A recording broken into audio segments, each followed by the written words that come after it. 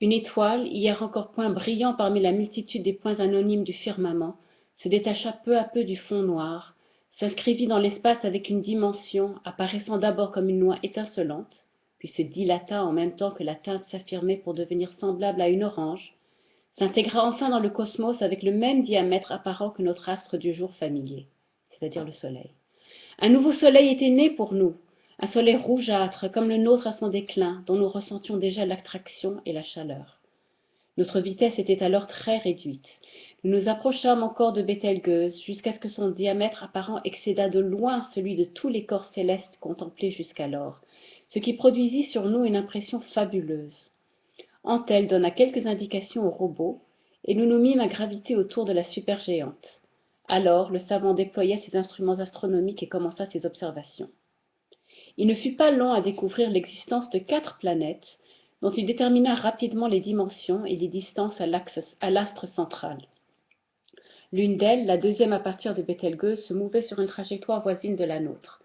Elle avait à peu près le volume de la Terre, elle possédait une atmosphère contenant oxygène et azote, et elle tournait autour de Bételgeuse à une distance égale à 30 fois environ celle de la Terre au Soleil, en recevant un rayonnement comparable à celui que capte notre planète, grâce à la taille de la supergéante et compte tenu de sa température relativement basse. Nous décidâmes de la prendre comme premier objectif. De nouvelles instructions ayant été données au robot, notre vaisseau fut très vite satellisé autour d'elle. Alors, les moteurs arrêtés, nous observâmes à loisir ce nouveau monde. Le télescope nous y montra des mers et des continents. Le vaisseau se prêtait mal à un atterrissage, mais le cas était prévu. Nous disposions de 3 engins à fusée beaucoup plus petits, que nous appelions des chaloupes. C'est dans l'un d'eux que nous prîmes place, emportant quelques appareils de mesure et emmenant avec nous Hector, le chimpanzé, qui disposait comme nous d'un scaphandre et avait été habitué à s'en accommoder. Quant à notre navire, nous le laissâmes simplement graviter autour de la planète. Il était là plus en sécurité qu'un paquebot à l'ancre dans un port, et nous savions qu'il ne dériverait pas d'une ligne de son orbite. Aborder une planète de cette nature était une manœuvre facile avec notre chaloupe. Dès que nous eûmes pénétré dans les couches denses de l'atmosphère, le professeur Antel préleva des échantillons de l'air extérieur et les analysa. Il leur trouva la même composition que sur la Terre, à une altitude correspondante. Je n'eus guère le temps de réfléchir à cette miraculeuse coïncidence, car le sol approchait rapidement. Nous n'en étions plus qu'à quelques 50 kilomètres. Les robots effectuant toutes les opérations, je n'avais rien d'autre à faire que coller mon visage au hublot et regarder monter vers moi ce monde inconnu, le cœur enflammé par l'exaltation de la découverte. La planète ressemblait étrangement à la Terre. Cette impression s'accentuait à chaque seconde. Je distinguais maintenant à l'œil nu le contour des continents.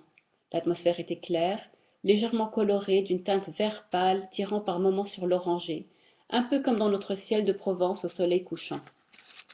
L'océan était d'un bleu léger avec également des nuances vertes. Le dessin des côtes était très différent de tout ce que j'avais vu chez nous, quoique mon œil enfiévré, suggestionné par tant d'analogies, s'obstinât follement à découvrir là aussi des similitudes. Mais la ressemblance s'arrêtait là. Rien dans la géographie ne rappelait notre ancien ni notre nouveau continent. Rien? Allons donc. L'essentiel, au contraire, la planète était habitée. Nous survolions une ville assez grande, d'où rayonnaient des routes bordées d'arbres sur lesquelles circulaient des véhicules. J'eus le temps d'en distinguer l'architecture générale, de larges rues, des maisons blanches avec de longues arêtes rectilignes.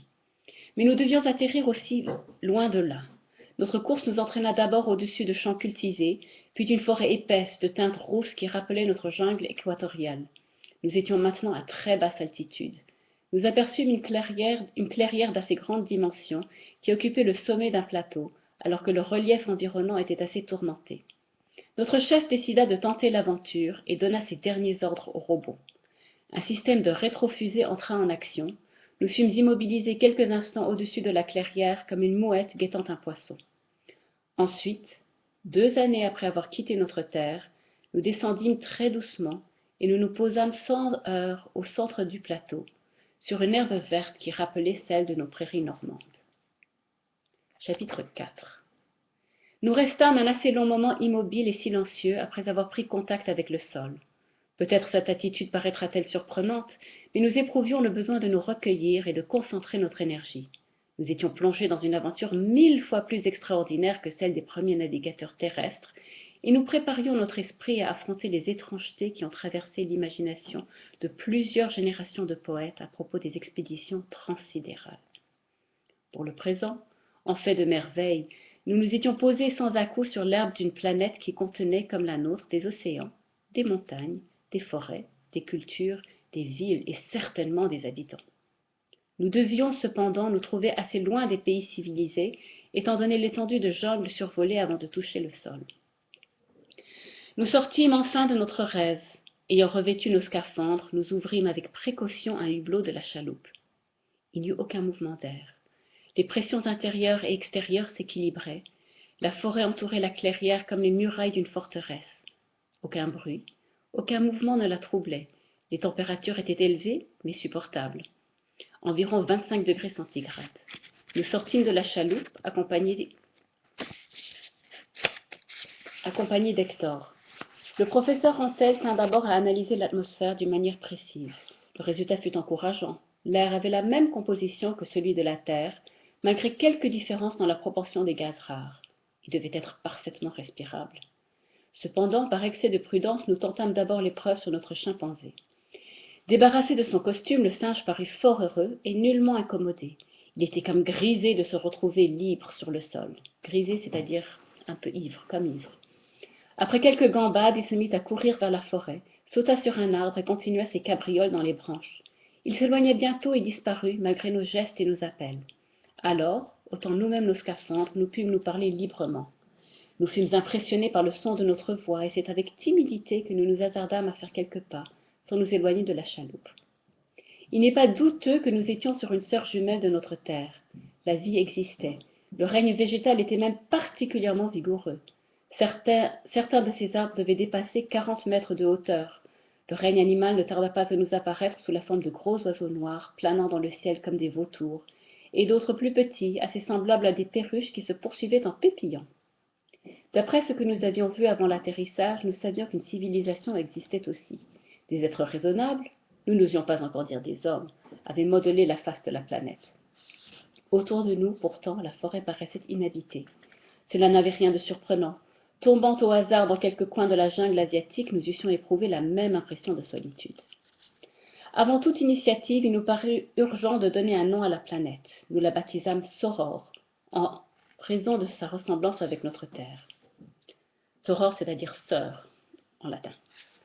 Décidant de faire sans plus tarder une première reconnaissance, nous nous engageâmes dans la forêt, suivant une sorte de piste naturelle. Arthur Levin et moi-même étions munis de carabines. Quant au professeur, il dédaignait les armes matérielles. Nous nous sentions légers et marchions allègrement, non que la pesanteur fût plus faible que sur la terre, là aussi il y avait analogie totale, mais le contraste avec la forte gravité du vaisseau nous incitait à sauter comme des cabris. Nous progressions en file indienne, appelant parfois Hector, toujours sans succès, quand le jeune Levin, qui marchait en tête, s'arrêta, et nous fit signe d'écouter. Un bruit comme de l'eau qui s'écoule s'entendait à quelque distance. Nous avançâmes dans cette direction et le bruit se précisa. C'était une cascade.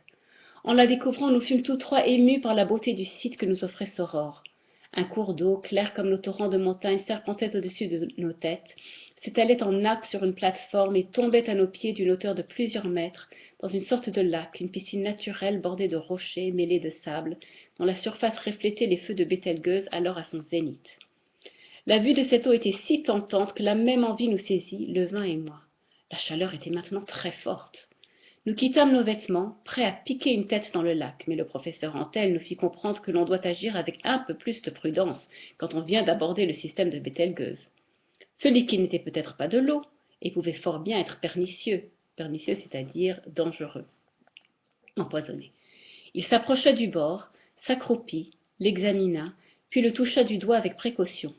Finalement, il en prit un peu dans le creux de la main, le huma et en humecta le bout de sa langue. Cela ne peut être que de l'eau, marmonna-t-il.